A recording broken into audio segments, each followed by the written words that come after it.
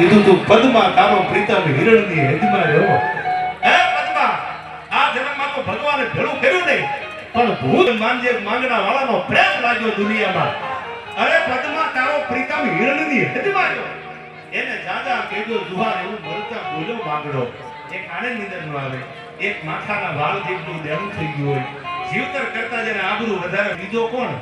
પોતાના ભાઈને, પોતાના બાપને કોઈ મારી નાખ્યા હોય એને નીંદર નો આવે. હવે ભરી બજારમાં સામો આવે અને તેદી એને કહી દો કે હવે આવી જાજો, એને નીંદર નો આવે. નીંદર ના આવે તણ જણા કહોન સખી કોણ? એક પ્રીત રસોયા બહુ ધન રૂણાન કીધા ખટકે મેળ રિયા.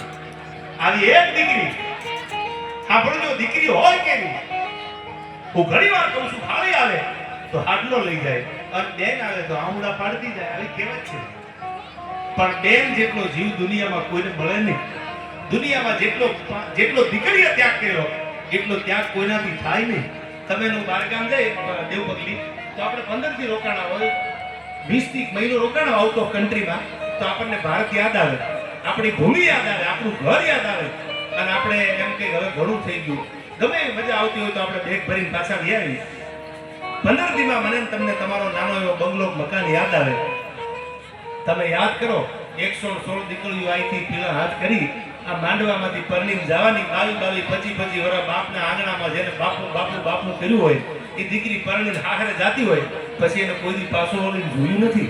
ક્યાંક 2% બનાવ્યો તો મને ખબર નથી, પણ જે દીકરી પરણીને હાહરે જાતી હોય એને આ મીઠડા લઈ પોતાના ભાઈને કીધું છે, કરોડ દિવાળી તારા રાત તપે ભાઈ, તારી આગળ કાંઈ જોતું નથી.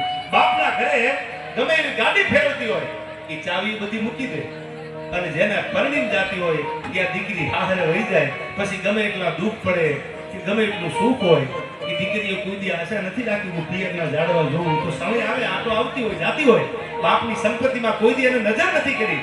આટલો ત્યાગ, દીકરી જેટલો ત્યાગ દુનિયામાં કોઈ કર્યો નથી. એટલે કીધું છે દીકરી કુળનો દીવો છે. અને બીજી વાત કરું, આ દેશમાં દીકરીઓ જેટલી મર્દાનગી દેખાડી છે એનો પણ એક આગો ઇતિહાસ છે. 1857 નો પહેલો વિપ્લવ, અંગ્રેજીની તોપના રેકડા જેથી ફેરવ્યા તેથી અંગ્રેજોની આખી સલ્તનત ધ્રુજવા માંડી હતી. અને 1857 ના વિપ્લવમાં કહેવામાં આવ્યું કે આવું કોણ છે તમારા હારે યુદ્ધના મેદાનમાં કે અંગ્રેજોની સલ્તનતને પાછું ફરવું પડે. તેથી કોઈ અંગ્રેજોના કાનમાં એટલું કીધું હતું કે તમારી સામે લડવા વાળી બીજી કોઈ નહીં, ઝાંસીની રાણી લક્ષ્મીબાઈ છે, હવે તેવડ હોય તો વિયા આવજો, મામલો મેદાને છે. મેં ઝાંસી વાલી રાણી હું, મેં ઝાંસી વાલી રાણી હોવા પડકારા ખાતા. આનું નામ દીકરીઓ હતી. 1857 ના પહેલા વિપ્લવમાં અંગ્રેજોના દાવ ખાટા કરવા વાળી એ ઝાંસીની રાણી લક્ષ્મીબાઈ હતી. એ દેશની દીકરી હતી. પણ જો 1857 ની વાત કરી, એથી આગળ યાદ રહો, ભૂતકાળમાં યાદ રહો તો 1857